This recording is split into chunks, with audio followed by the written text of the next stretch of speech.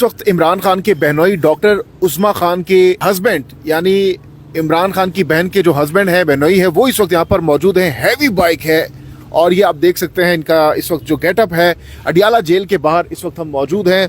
अस्सलाम वालेकुम जी। वालेकुम अस्सलाम व रहमतुल्लाह। इस मखसूस ड्रेस में इस हैवी बाइक पर इतनी सर्दी में यहाँ पर आप पहुँचे हैं, बताइएगा क्या मकसद यहाँ पर आने का? सबसे पहले तो ये बताएं। खान साहब से मिलने आए हैं जी। हाँ, खान साहब से मिलने आए हैं। खान साहब से मिलने आए हैं। इससे पहले मुलाकात हुई है खान साहब? जी होती रही है जी। तो अभी आपकी मुलाकात होने जा रही है, खान साहब से क्या बातें करेंगे? क्योंकि आप तबलीग भी करते हैं, क्या खान साहब को बताएंगे, क्या बातें होंगी बताइएगा। वो खान साहब से हाल चाल पूछेंगे, क्या हो रहा है, क्या अगला लाई अमल। मेरा तो क्योंकि मैं तो पॉलिटिक्स में हूँ नहीं, वो तो पॉलिटिशियन पूछते हैं कि क्या है, हम तो उनको देखते हैं, जाके मिलते हैं, हाल चाल पूछते हैं। हमारा तो ये मकसद होता है। तबलीग करेंगे खान साहब को तबलीग करेंगे?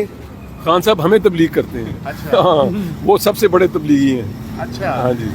खान साहब कैसे स्पिरिट्स में हैं? पहले जो मिले थे बड़े हाई स्पिरिट्स में हैं। वो देखो, जिस बंदे का ईमान होता है ना, जिसका अल्लाह पे यकीन होता है, क्योंकि इंसानों के हाथ में कुछ नहीं है, ना ये जुडिशरी के हाथ में, ना ब्यूरोक्रेसी के हाथ में है, अल्लाह के हाथ में।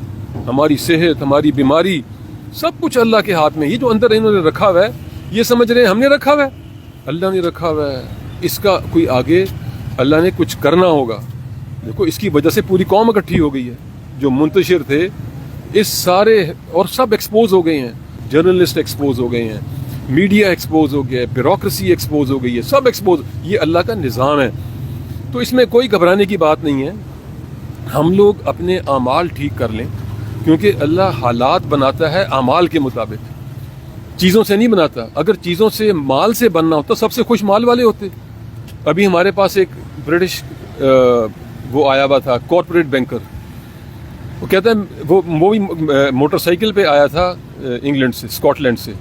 वो कहता है मैं कॉर्पोरेट बैंकिंग करता था, मैंने सबसे नाखुश जो देखे हैं वो माल वाले देखे हैं, और जिनके अंदर कोई कनात नहीं है, जिनके अंदर, तो अगर माल ने देनी होती तो वो खुश होता ना।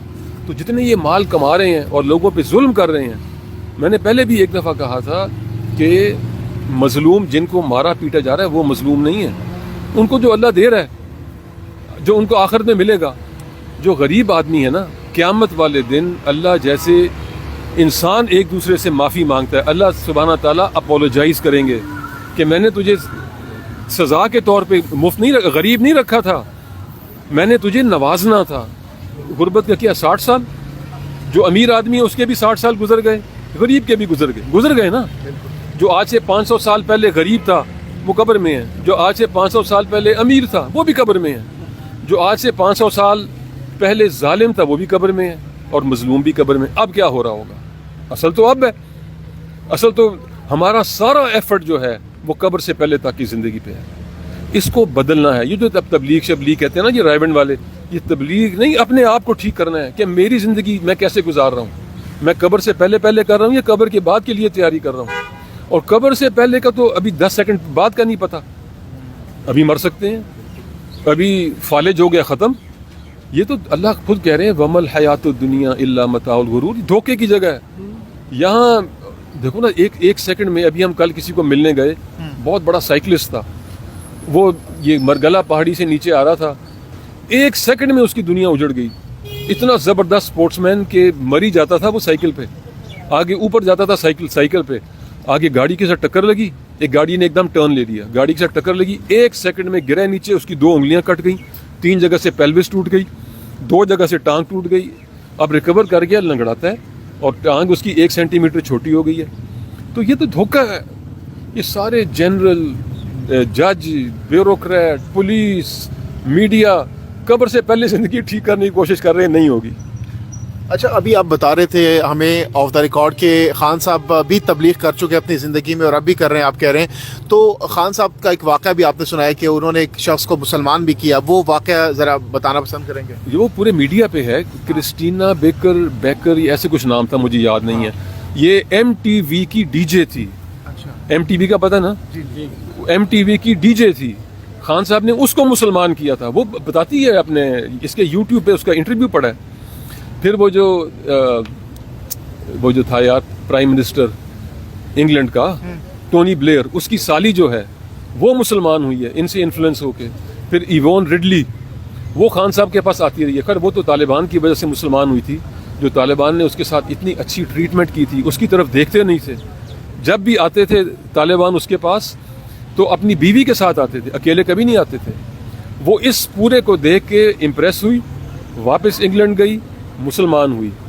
جب ہم گئے تھے 1 ملین مارچ لے کے ڈرون حملوں کے خلاف 2000 مجھے یاد نہیں کب, وہاں ٹانک تک گئے تھے.